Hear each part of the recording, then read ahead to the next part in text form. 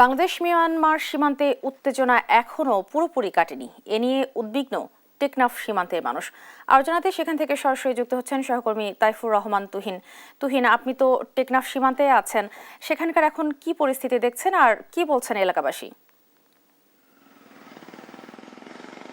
ধন্যবাদ আপনাকে। আপনি জানেন যে টেকনাফের হয়কং সীমান্তে যে গত এক সপ্তাহ ধরে যেই উত্তপ্ত পরিস্থিতি তৈরি হয়েছিল তা কিন্তু গত ২-৩ দিন ধরে মোটামুটি শান্তই বলা চলে। তবে যেই বিষয়গুলো আমরা দেখেছি যে এখানে কিন্তু বেশ কয়েকটি রোহিঙ্গা সশস্ত্র যেই বিচ্ছিন্নতাবাদী সংগঠন রয়েছে তাদের সরব উপস্থিতি এবং এই সংঘর্ষের মূল কারণ হিসেবে কিন্তু অনেকেই বলছেন যে আসলে এখানে মাদক চোরাচালান থেকে শুরু করে নানা কারণে কিন্তু এই সংঘর্ষের ঘটনাটি ঘটছে। আমরা এখানে দেখেছি যে বেশ কয়েকটি সংগঠন রয়েছে যাদেরকে বলা হচ্ছে যে যাদের নামগুলো হচ্ছে আরসা, আরএস, সেই সাথে নবী হোসেন গ্রুপ, সেই সাথে যে বেশ কয়েকটি গ্রুপ রয়েছে, সশস্ত্র গ্রুপ, তারা মূলত এই চরকেন্দ্রিক বেশ কিছু অবৈধ ব্যবসা তারা পরিচালনা করে থাকেন।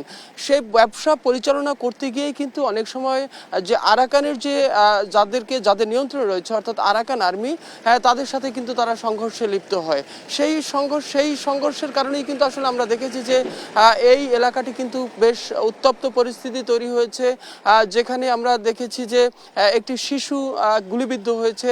একই সাথে আমরা দেখেছি যে একজনের পা কিন্তু ক্ষতিগ্রস্ত হয়েছে মাইন বিস্ফোরণের কারণে। এই যে বিচ্ছিন্নতাবাদী সংগঠনগুলো রয়েছে তারা যাতে অবাধে অর্থাৎ আরাকানে প্রবেশ করতে না পারেন, আর সে কারণে কিন্তু আমরা যেটি জেনেছি যে আরাকান আর্মি বাংলাদেশের ভূখণ্ডে ঢুকে তারা কিন্তু মাইন স্থাপন করেছেন। যে মাইনগুলো কিন্তু আমরা দেখেছি যে বেশ কয়েকবারই কিন্তু মাইন বিস্ফোরণ হচ্ছে, যে কারণে এলাকার যারা মৎস্যজীবী আছে, এলাকার যারা সাধারণ মানুষ আছে, তাদের জন্য এখন যে আতঙ্ক সেটি হলো যে মাইন আতঙ্ক। কারণ তারা তাদের জীবন জীবিকা নির্বাহের জন্য তারা চর এলাকায় যেতে পারছেন না, আর যে কারণে এই মাইনের যে আতঙ্ক সেই আতঙ্কের জন্য তারা কিন্তু বারবার বলছেন যে এই মাইনগুলো যাতে সরকারের পক্ষ থেকে উত্থাপন করা হয় সেই দাবিগুলো করছে। তবে এখন পরিস্থিতি অনেকটাই শান্ত রয়েছে। তো এই ছিল আমার কাছে সর্বশেষ তথ্য।